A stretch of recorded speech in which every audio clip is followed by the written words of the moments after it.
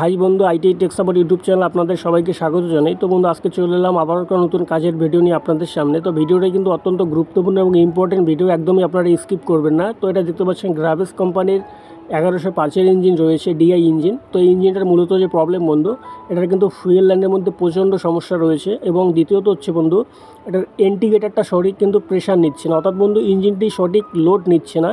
এবং ইদানিং 4 থেকে 5 জন মেকানিক এটাতে কাজ করেছেন। 4 দিন 5 দিন পরপরই কিন্তু ইঞ্জিনটার সমস্যা আসছিলো এবং ইঞ্জিনটার কিন্তু অনেক কিছু স্পেয়ার পার্টস চেঞ্জ করেছেন। কিন্তু দেখুন বন্ধু, একজন মেকানিক হয়ে যদি আপনার ওভার কনফিডেন্স যদি না থাকে একটা ইঞ্জিনে, তাহলে কিন্তু আপনি কখনো সফল হতে পারবেন না। তো এই জন্য বন্ধু, চ্যানেলটা অবশ্যই সাবস্ক্রাইব করে নিন। এবং আমি কল্যাণ বর্মন বন্ধু, আমি এই চ্যানেলে যাবতীয় 1 এবং 2 সিলিন্ডার ডিজেল ইঞ্জিনের রিপেয়ারিংয়ের ভিডিও আপনাদের সামনে টেকনোলজি এক্সপেরিমেন্ট নিয়ে প্রদান করে থাকি। তো আসুন বন্ধু, আগে ইঞ্জিনটাকে খুলে নেব সর্বপ্রথম। তো দেখুন, ফার্স্ট যে প্রবলেমটা দেখতে পাচ্ছেন এখানে, যখন আমি কম্প্রেশনের সময় ঘোরাচ্ছি বা কম্প্রেশন স্ট্রোকের সময় কিন্তু প্রচণ্ড পরিমাণে বাষ্প বেরিয়ে আসছে নজল প্লাঞ্জার দিয়ে, অর্থাৎ নজল প্লাঞ্জার কিন্তু এটা সম্পূর্ণ কেটে গেছে এবং নজল প্লাঞ্জার কিন্তু এই পরিস্থিতিতে রাখা যাবে না। এবং এই ইঞ্জিনটার বন্ধু ইদানিং যে উনি কাজ করেছেন, 4-5 জন মেকানিক কাজ করেছেন, অর্থাৎ কীরকম করে আজকে একটা কাজ করলো, 2-3 দিন 4 দিন পরে আবারও প্রবলেম চলে আসলো, আবার অন্য এক মেকানিক কাছে নিয়ে গেছে, উনিও চেঞ্জ করেছেন কিছু, কিন্তু প্রবলেম সল্ট আউট হচ্ছে না। ইঞ্জিনের আসল কথা হচ্ছে লোড কিন্তু সঠিক নিচ্ছে না। তো এই জন্য বন্ধু এই ভিডিওটা অত্যন্ত গুরুত্বপূর্ণ, কেননা এই ইঞ্জিনটা আমরা নতুনের মতন বানাবো, একদম সাউন্ড থেকে শুরু করে লোড অবধি। তো ফার্স্ট বন্ধু দেখুন, আমরা রকার আর্মগুলো খুলে নিয়েছি। তো রকার আর্মগুলো কিন্তু পারফেক্ট রয়েছে, অর্থাৎ এই সেটটা কিন্তু নতুন দিয়েছেন, চেঞ্জ করে দিয়েছেন অন্য মেকানিক। তো যাই হোক, এটাকে রেখে দেবো, চেক করে নিয়েছি। এবার বন্ধু চলে আসবো আমরা নজল প্লাঞ্জারের মধ্যে। তো ফার্স্ট বন্ধু আমরা নজল বডিটাকে খুলে নেব আগে, তারপরে দেখুন বন্ধু এখানে ওভার কনফিডেন্স কাকে বলে। কেননা বন্ধু, আমরা বাইরের থেকে যখন ইঞ্জিনটাকে ঘোরালাম, অর্থাৎ কম্প্রেশন স্ট্রোকের সময়, তখন কিন্তু নজল বডি দিয়ে প্রচণ্ড পরিমাণে বাষ্প কিন্তু বাইরে বেরিয়ে আসছে। তো উনি করেছেন কি, নজল বডির প্রবলেম ভেবে উনি নজল বডিটাকেই চেঞ্জ করে দিয়েছেন, কিন্তু প্রবলেম যে নজল সেটা কিন্তু উনি বুঝতে পারেননি। আপনারা খুললেই বুঝতে পারবেন। দেখুন বন্ধু, আমি দেখানোর চেষ্টা করবো আপনাদের। এই জায়গাটায় দেখুন, এটা নতুন বডি রয়েছে, অর্থাৎ 7 দিনও হয়নি এখনও লাগানোর। এটা কিন্তু ব্র্যান্ড নিউ রয়েছে এবং এটা স্যান্ডং কোম্পানির রয়েছে, চাইনিজ অরিজিনাল, ভালো রয়েছে। এবং আগের যে বডিটা রয়েছে বন্ধু, আমি সেটাও ফলো করছি, সেটার মধ্যে কিন্তু কোথাও প্রবলেম আমি একটুকুও খুঁজে পাইনি, এবং কোথাও একটু যে আঁচড় লেগেছে তাও না। কিন্তু উনি বুঝতে পারেননি যে প্রবলেমটা নজেলে হয়েছে না নজেল বডিটার মধ্যে দাঁড়িয়েছে। তো এটাকে বলা হয় বন্ধু ওভার কনফিডেন্স। তো এটা দেখুন, এটা কখন চেঞ্জ করতে হয়। এখন বডির মধ্যে কিন্তু হুট করে বন্ধু প্রবলেম আসে না। বডি যখন অত্যন্ত পুরনো হয়ে যায়, ভিতরের পার্টসগুলো যখন ক্ষয়ে যায়, তখন কিন্তু আমাদের চেঞ্জ করে দিতে হয়। তো উনি কিন্তু প্রবলেম অর্থাৎ কেস ইঞ্জিনে ধরতে না পারে কিন্তু হুবহু চেঞ্জ করে দিয়েছেন। এবার বন্ধু আমরা হেডটাকে ফার্স্ট খুলে নেব। তো হেডটা দেখুন, হেডটার মধ্যেও কিন্তু উনি কাজ করিয়েছেন, গাইড টাইডগুলো আমি ফলো করেছি, গাইড বসিয়ে নিয়েছেন, নতুন করে গাইড এবং সিট বসিয়ে নিয়েছেন। তো এটার ক্লিয়ারেন্সটাও মোটামুটি সঠিক রয়েছে, এবং ইঞ্জিন যে বেশি দিন কাজ করার হয়নি সেটা কিন্তু আপনারা এখান থেকেই বুঝতে পারবেন। দেখুন, যদি পুরনো ইঞ্জিন হতো তাহলে কিন্তু কার্বন লাগা থাকতো, এবং কার্বন কিন্তু লাগা নেই সেভাবে করে। তো ফাইনালি বন্ধু আমরা হেড খুলিয়ে নিয়েছি। এবার আমাদের চেক করতে হবে টপ ক্লিয়ারেন্সটা সঠিক আসছে কি না। তো টপ ক্লিয়ারেন্স একদম পারফেক্ট রয়েছে। এই জায়গাটা কিন্তু সঠিক টিডিসির মধ্যে রেখে টপ ক্লিয়ারেন্স ফলো করতে হয় যে কোনো ইঞ্জিনে বন্ধু, যতগুলো ডিজেল ইঞ্জিন রয়েছে সেম রয়েছে। এই জায়গাটা কিন্তু আমাদের টপ ক্লিয়ারেন্সটা ফলো করতে হয়। তো কেননা বন্ধু টপ ক্লিয়ারেন্স খারাপ হয় কখন, যখন দেখবেন সিআর বেয়ারিং খারাপ হয়ে যায় বা আপনাদের কানেক্টিং বুশ খারাপ হয়ে যায়, সেক্ষেত্রে কিন্তু প্রবলেম চলে আসে টপ ক্লিয়ারেন্সের মধ্যে, আদারওয়াইজ অন্য কোথাও প্রবলেমের জন্য না। তো এবার বন্ধু আমরা করব কি, এই কভারটাকে ফার্স্ট খুলে নিয়েছি। তো কেননা বন্ধু ভিডিওটা যদি আমি সম্পূর্ণ নাট খোলা থেকে শুরু করে আপনাদের সমস্ত দেখাই, তাহলে কিন্তু ভিডিওটা অনেকটা বড় হয়ে যাবে। তো যাই হোক, সেজন্য আমি জাস্ট যেটা ইম্পর্টেন্ট পয়েন্ট রয়েছে, যে পয়েন্টগুলো আপনাদের দেখানোর চেষ্টা করব। তো ফাইনালি বন্ধু আমরা এটার কানেক্টিংও খুলে নিয়েছি, কানেক্টিংয়ের বোল্টগুলো। তো দেখুন এখানে কিন্তু যেটা দেখতে পাচ্ছি হালকা একটু আঁচড় লাগা রয়েছে, এই জায়গাটা ভালো ক্ষয়ে গেছে।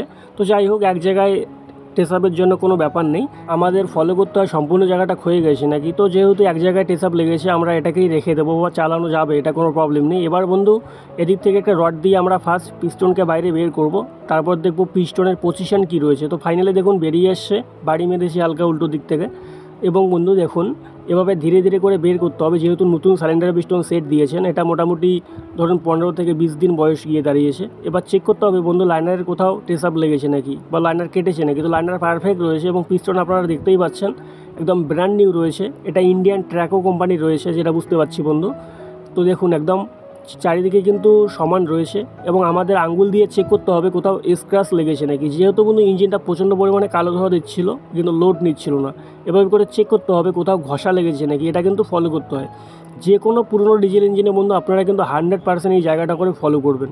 তো এবার বন্ধু দেখতে হবে আমাদের এই জায়গায় কানেক্টিং পিন কানেক্টিং পিনের মধ্যে কোথাও প্রবলেম দাঁড়িয়েছে নি, অর্থাৎ বুশ থেকে শুরু করে অনেক সময় পিনের মধ্যেও প্রবলেম আসে। তো যেহেতু সেটটা নতুন তারপরে আমরা ফলো করব।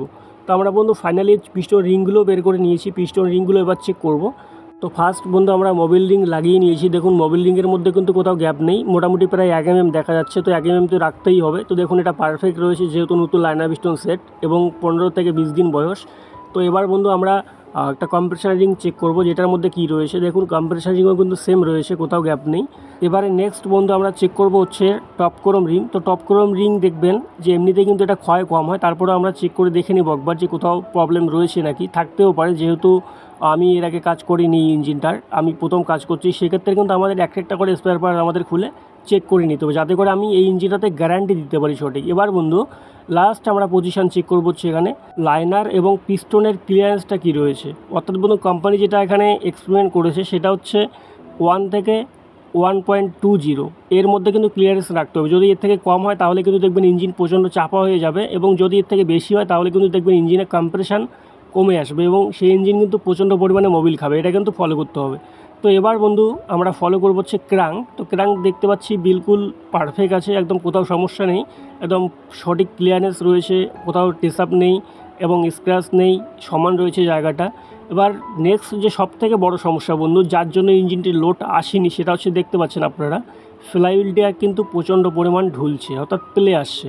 তো এবার বন্ধু নেক্সটে আমরা এই চাকাটাকে সর্বপ্রথম খুলে নেব।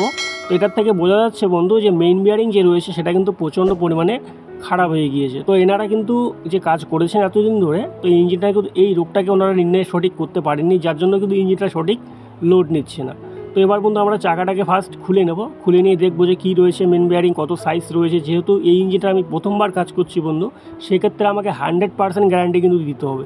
এবং বন্ধু আমি যতগুলো ইঞ্জিনের মধ্যে কাজ করি সবগুলো কিন্তু 100% গ্যারান্টি দিয়েই কাজ করি। তো দেখুন এখানে বাইরের থেকে যেটা দেখতে পাচ্ছি প্রচণ্ড পরিমাণে লুজ, অর্থাৎ আপ ডাউন করছে। তো এবার বন্ধু আমরা চলে আসবো টাইমিংয়ের দিকে। তো টাইমিংয়ের যে বোল্টগুলো রয়েছে কভারে, সেই বোল্টগুলো আগের থেকে আমরা খুলে নিয়েছি। তো যেহেতু অনেকটা ভিডিও লম্বা হবে বলে, তো এবার হালকা করে টানলেই পরে এভাবে করে কভারটা বেরিয়ে আসবে। দেখুন কভারটা বেরিয়ে আসলো এবং টাইমিং গিয়ারগুলো কিন্তু চেঞ্জ করে দিয়েছেন বন্ধু, এবং আগের যে গিয়ারগুলো ছিল সেগুলো আমি ফলো করেছি, সেগুলো চালানো যেত বাট চেঞ্জ করে দিয়েছে। তো যাই হোক চেঞ্জ করে দিয়েছে, কোনো প্রবলেম নেই। টাইমিং গিয়ারের জন্য সাউন্ড একটা আলাদা আসে এই সমস্ত ইঞ্জিনের। তো এখানে একটা প্রবলেম বন্ধু, স্টার্টিং বুস্টার চেঞ্জ করে দিতে হবে, প্লে আসছে। এবার বন্ধু নেক্সটে আমরা এর গভর্নর গিয়ারটাকে বের করে নেব। তো গভর্নর গিয়ারটাকে বের করে নিয়ে দেখতে হবে যে গভর্নর পিনটা কতটা লুজ দাঁড়িয়েছে। তো গভর্নর বুশ কিন্তু অনেক সময় ক্ষয়ে যায়, এবং গভর্নরের এই পিনটা যে রয়েছে বন্ধু, এই পিনটার জন্য কিন্তু ইঞ্জিন আপ ডাউন করে প্রচণ্ড পরিমাণে। তো এটা মনে রাখতে হবে, যে কোনো ইঞ্জিনে পাওয়ার টিলার ইঞ্জিন যদি হয় আমাদের গভর্নরের পিনটাকে ফলো করতে হবে। এবং নেক্সট বন্ধু এখানে একটা টেচ আপ রয়েছে, যে ক্যাম্পশেফটের ফুয়েল ক্যাম্পের মধ্যে হালকা টেচ আপ লেগেছে। তো যাই হোক এটাই রেখে দেবো, অল্প একটু টেচ আপ লেগেছে, চালানো যাবে। এবার বন্ধু নেক্সটে আমাদের এই গিয়ারগুলোকে প্লে করে দেখতে হবে যে এটার মধ্যে ক্লিয়ারেন্স দেখাচ্ছে নাকি। যদি বেয়ারিং খারাপ হয়ে যায় সেক্ষেত্রে কিন্তু ক্লিয়ারেন্সটা চলে আসবে এবং ঘর ঘর একটা আওয়াজ দেবে। তো এটা পারফেক্ট রয়েছে, যেহেতু এর আগে উনি চেঞ্জ করে দিয়েছিলেন এগুলো। এবার বন্ধু নেক্সটে আমরা হাউজিং বের করে নিয়েছি। তো হাউজিংয়ে ফলো করুন আপনারা যে মেইন বিয়ারিং কিন্তু সম্পূর্ণরূপে কেটে গিয়েছে, দেখতে পাচ্ছেন প্রচণ্ড টেস আপ লেগে আছে। এবং বন্ধু ক্র্যাঙ্কের দেখুন এত পরিমাণ স্পট দাঁড়িয়েছে, যার জন্য কিন্তু এত পরিমাণ প্লে আসছিল, এবং ইঞ্জিন কিন্তু সঠিক লোড নিচ্ছিল না এবং কালো ধোয়া দিচ্ছিল। এবং বন্ধু এটার মেইন বিয়ারিং এত পরিমাণ কেটে গিয়েছে, দেখুন যে এত পরিমাণ প্লে আসছে। তো এত পরিমাণ যদি প্লে কখনো থাকে বন্ধু, তাহলে কিন্তু ইঞ্জিন আপনাদের কখনো লোড নেবে না, অর্থাৎ লোডের সময় কিন্তু কালো ধোয়া দেবেই, সঠিক লোড নিতে পারবে না। এটা আপনার রোলার বিয়ারিং হোক এবং বুশ বিয়ারিং হোক, এটা কিন্তু আমাদের মাথায় রাখতে হবে। তো ফাইনালি বন্ধু আমরা বের করে নিয়েছি বাইরে, দেখুন ক্র্যাঙ্কশ্যাফট। এবার দেখুন এই জায়গাটায় যে এত পরিমাণ কেটেছে, এ কী করে সঠিক লোড নেবে, অর্থাৎ মোবিল সার্কুলেশনটা এটা সঠিক হবে না, মোবিল সঠিক কিন্তু সাপ্লাই করতে পারবে না, যার জন্য ইঞ্জিন কিন্তু লোড কখনো নেবে না। যদি এবার বাদিকে দেখি বন্ধু, এটাও সেম রয়েছে, রাইট লেফট দুইটাই সেম রয়েছে, সম্পূর্ণ কেটে গিয়েছে। তো বেয়ারিংয়ের অবস্থা দেখুন এখানে। তো বেয়ারিংটা যদি আমি আপনাদের একবার লাগিয়ে দেখাই, তো দেখুন এখানে প্রচণ্ড পরিমাণ কিন্তু প্লে চলে আসে এটার মধ্যে। যে এত পরিমাণ যদি প্লে আসে তাহলে যেটা বললাম যে মোবিল সার্কুলেশন সঠিক হবে না এবং ইঞ্জিনে সঠিক লোড কখনো আসবে না। তো একবার বন্ধু আমি এই বেয়ারিংটাকে লাগিয়ে দেখানোর চেষ্টা করবো আপনাদের। তো দেখুন এখানে কতটা পরিমাণ প্লে চলে আসছে, অর্থাৎ বন্ধু বুশ বেয়ারিং ইঞ্জিনে এরকম যদি প্লে থাকে, অর্থাৎ এত বড় যদি প্লে থাকে, তাহলে কিন্তু অবশ্যই প্রবলেম আসবে, অর্থাৎ লোড কিন্তু কখনো সঠিক নেবে না। এবং কতটা পরিমাণ জায়গা কেটে গিয়েছে সেটা আপনারা দেখতেই পাচ্ছেন। এবার নেক্সট বন্ধু প্রবলেম, আমি ভেবেছিলাম যে সিআর বেয়ারিং এটাই রেখে দেবো, কিন্তু প্রবলেমটা দাঁড়াচ্ছে বন্ধু এখানে দেখুন ভিতর সাইডে এমন দুইটি দাগ দিয়ে দাঁড়িয়েছে, ভিতর সাইডে এত পরিমাণ কেটে গিয়েছে। সিআর বেয়ারিংয়ের জায়গাটা দেখুন, আমি দেখানোর চেষ্টা করবো আপনাদের ভালো করে। তো দেখুন এরপরে কিন্তু এটাও আমাদের কাটিং করতে হবে, এটাও কিন্তু রাখা যাবে না, কেননা যেহেতু এটার মধ্যে প্রবলেম আমরা খুঁজে পেয়েছি। তো এটা সাইজ বন্ধু রয়েছে 75 সাইজ রয়েছে, অর্থাৎ 0.75। তো এটা লাস্ট কাটিং করব আমরা। এবার বন্ধু আমরা ফলো করব যে মেন বেয়ারিংয়ের কাটিংটা কত রয়েছে এর আগের থেকেই। তো এটা রয়েছে সঠিক বোঝা যাচ্ছে না 1.25, অর্থাৎ বন্ধু এই ক্র্যাঙ্কটার লাস্ট কাটিং হবে এটাই, এরপরে কিন্তু আর কোনো প্রকার কাটিং করা যাবে না। তো মেইনলি বন্ধু এই ক্র্যাঙ্কটার যেটা প্রবলেম, যে বেয়ারিং সাইড দুইটি কাটতে হবে এবং এই সিআর বেয়ারিংয়ের জায়গাটা যদি কেটে নিই তাহলে আমাদের প্রবলেমটা সলভ হয়ে যাবে। এবার মেইন বন্ধু প্রবলেম যে এটা কেন এত স্ক্র্যাচ হলো, যে মেইন বেয়ারিংটা যে খারাপ হয়ে গেল সেটার কারণ কি? তো মেইন কারণ হচ্ছে বন্ধু মোবিল পাম্প। যদি মোবিল সার্কুলেশন সঠিক না হয় তাহলে যেটা বললাম, তাহলে প্রবলেম তো 100% আসবেই। তো কোথাও না কোথাও এটার কমই ছিল, সেই জন্য কিন্তু এটা সঠিক পরিমাণে মোবিল কিন্তু সাপ্লাই করতে পারছিল না। তো দেখুন এখানে কতটা পরিমাণ প্লে চলে আসছে, আপনারা মোবিল পাম্পটার মধ্যে একবার ফলো করুন বন্ধু, দেখুন কতটা পরিমাণে প্লে চলে আসছে, যার জন্য কিন্তু এটা সঠিক পরিমাণে মোবিল সাপ্লাই করতে পারছিল না, আর যার জন্যই কিন্তু এই ইঞ্জিনটার এই প্রবলেম গিয়ে দাঁড়িয়েছে। এটা কিন্তু মাথায় রাখতে হবে। এবং বন্ধু এই জায়গাটা ফলো করতে হবে, দেখুন হালকা একটু কেটেছে, অল্প একটু জায়গা, এটা কিন্তু আমরা রেখে দেবো। যদি এর থেকে বেশি পরিমাণ কেটে যায় তাহলে কিন্তু আপনারা এটা খুলে, অর্থাৎ ওয়েটটাকে খুলে আপনারা কাজ করিয়ে নেবেন। তো দেখুন আমরা শুধু এখানে মোবিল পাম্প চেঞ্জ করব। এবার নেক্সট বন্ধু আমরা চলে আসবো হচ্ছে ফুয়েল পাম্পের মধ্যে।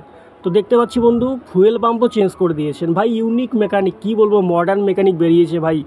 নজেল প্লাঞ্জার বডি চেঞ্জ করে দিয়েছে, 11 প্লাঞ্জার বডি চেঞ্জ করে দিয়েছে, তারপরে ইঞ্জিনের সঠিক লোড নেই। দেখুন একদম ব্র্যান্ড নিউ বডি এটাও রয়েছে। তাহলে ওভার কনফিডেন্স কাকে বলে বন্ধু, এই জায়গাটা দেখে নিন আপনারা, যে এত পরিমাণ এই ইঞ্জিনটার স্পেয়ার পার্টস চেঞ্জ করেছে, যেখানে হাত দেওয়ার কথা সেখানে হাত না দিয়ে হুবহু চেঞ্জ করে দিয়েছে, যা পেয়েছে চেঞ্জ করে দিয়েছে। তো ফাইনালি যেহেতু নতুন বডি রয়েছে সেক্ষেত্রে আমাদের এগুলো ফলো করার প্রয়োজন নেই, সব কিছু সুন্দরই রয়েছে। এখানে জাস্ট ফলো করতে হবে আমাদের যে পাম্পটা কী রয়েছে। তো দেখুন ব্যক্তি এত পরিমাণ খরচা করিয়েছেন বন্ধু, যে কি বলবো, ভাষা খুঁজে পাচ্ছি না। এতগুলো স্পেয়ার পার্টস চেঞ্জ করার কী প্রয়োজন ছিল? জাস্ট যেখানে চেঞ্জ করার কথা সেটা না করে উল্টোপাল্টা কাজ করে দিয়েছে। তো ভাই ইউনিক মেকানিক কাদের বলে? এনাদেরকেই আমি বলি। তো বন্ধু দেখুন একটা ইঞ্জিনের রোগ নির্ণয় যদি করতে না পারেন, হুবহু কোনো স্পেয়ার পার্টস চেঞ্জ করবে না, তাতে আপনার রেপুটেশন খারাপ হবে। আমি বারবার বলবো যে রোগ নির্ণয় করার আগে শিখুন, তারপরে আপনারা স্পেয়ার পার্টসগুলো চেঞ্জ করুন। তাতে করে আপনাদের হবে কি, রেপুটেশন অনেক ভালো হবে এবং নেক্সটে আপনি অনেক কাজ পাবেন। তো দেখুন বন্ধু ডেলিভারি ভালভ, নজেল প্লাঞ্জার এবং 11 প্লাঞ্জার এই পয়েন্টগুলো কিন্তু উনি ফলো করেননি, অর্থাৎ পুরনো যেগুলো ছিল সেগুলোই লাগিয়ে দিয়েছে এবং প্রবলেমটা কী জন্য ইঞ্জিনে আসছে সেটাও কিন্তু ধরতে পারেননি। আর উনি বলছেন কি যে ইঞ্জিন সম্পূর্ণ ঠিক রয়েছে, লোড বেশি হয়ে যাচ্ছে দেয়া, এই জন্য ইঞ্জিন সঠিক লোড নিচ্ছে না। এবার বন্ধু দেখুন এটা রয়েছে X47 বা X47।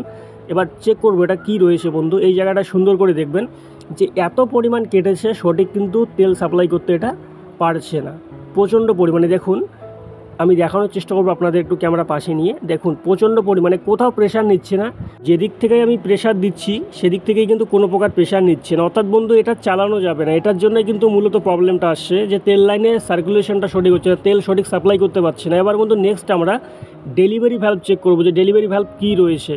তো দেখতে পাচ্ছি বন্ধু এটা পুরনো রয়েছে এবং এটাও কিন্তু সেমই একই কেস রয়েছে, কোনো প্রকার প্রেশার নিচ্ছে না। দেখুন আমি যখন প্রেশার দিচ্ছি সম্পূর্ণ বাইরে বেরিয়ে আসছে, দেখুন একটুকুও প্রেশার নিচ্ছে না। তো এটাও আমাদের চেঞ্জ করে দিতে হবে।